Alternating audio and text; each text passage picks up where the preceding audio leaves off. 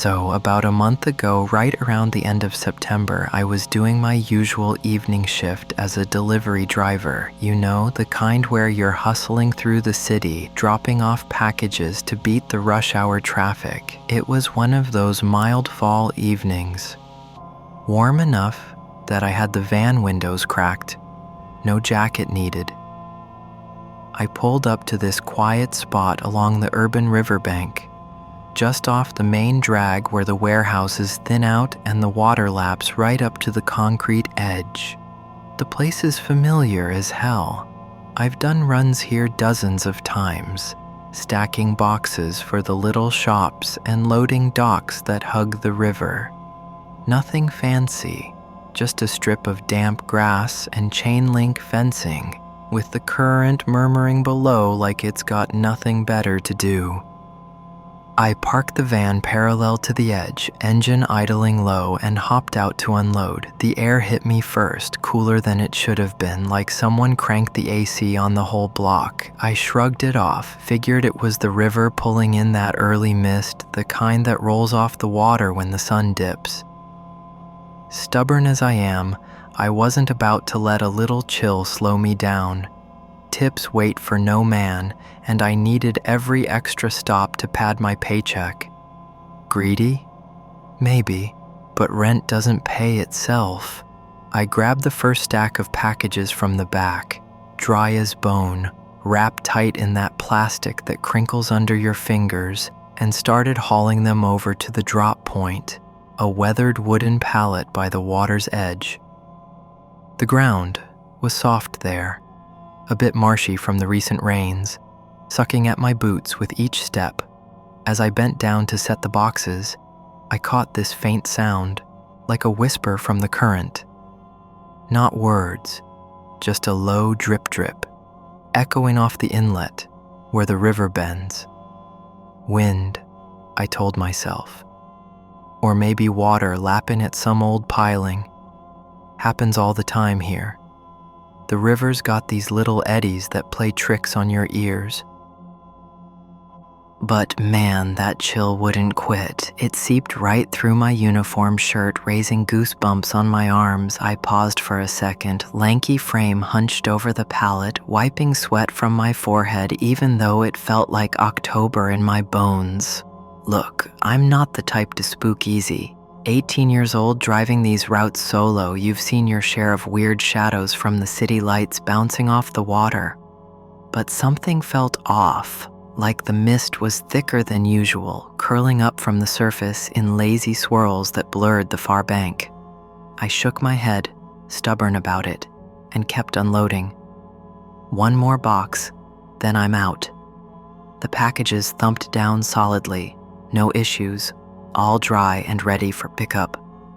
I even double-checked the labels, making sure nothing got wet from the ground. Nah, pristine.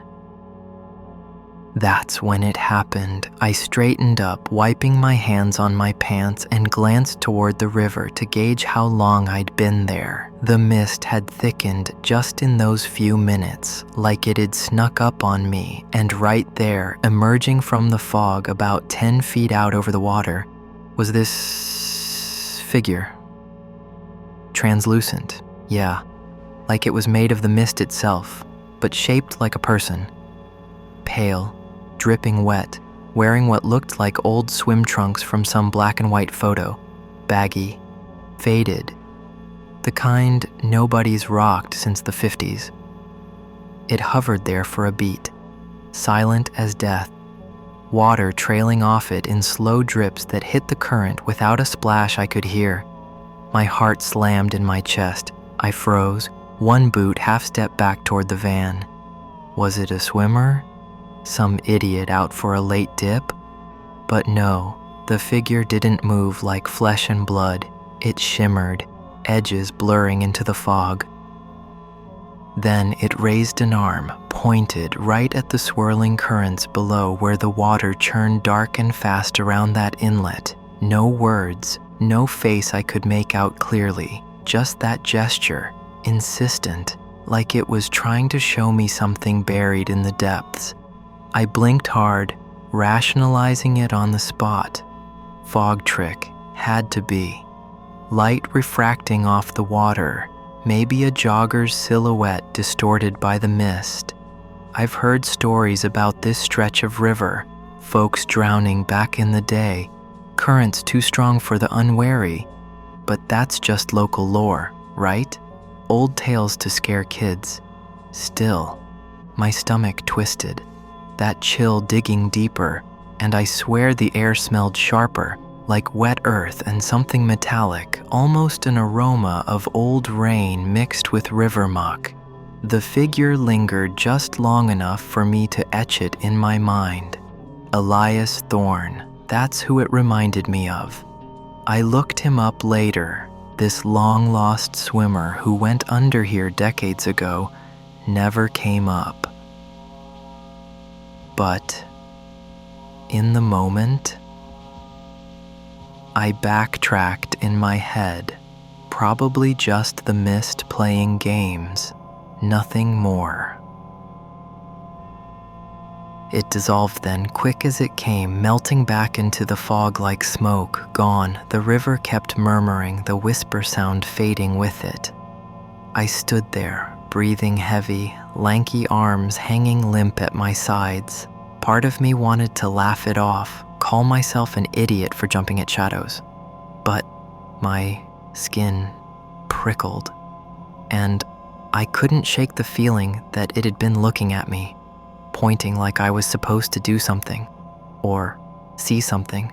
Stubborn fool that I am, I finished the drop-off fast, stacking the last box with shaky hands. No time to waste. Deliveries don't deliver themselves, and I wasn't about to lose pay over a brain fart.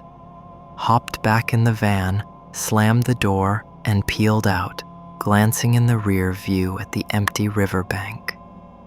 Normal again. Just mist and water.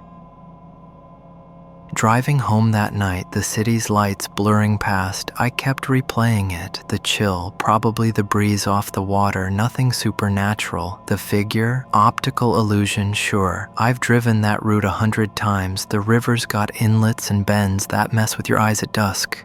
But doubt nagged at me, stubborn as ever. What if it was Elias? The stories say he drowned trying to save someone, or maybe just slipped in the current. Either way, his body never washed up, pointing like that. Warning? Nah. Get real, Zach. You're greedy for overtime, not ghost hunts. Pulled into my apartment lot around 9, still early enough to crash, unloaded the van's empties into the storage lockup, double-checking for any issues. That's when I saw it, one of the packages from the riverbank drop tucked in the back like I'd grabbed it by mistake. No big deal. Happens sometimes in the rush. But as I hauled it out, my fingers brushed the wrapping, and it felt off.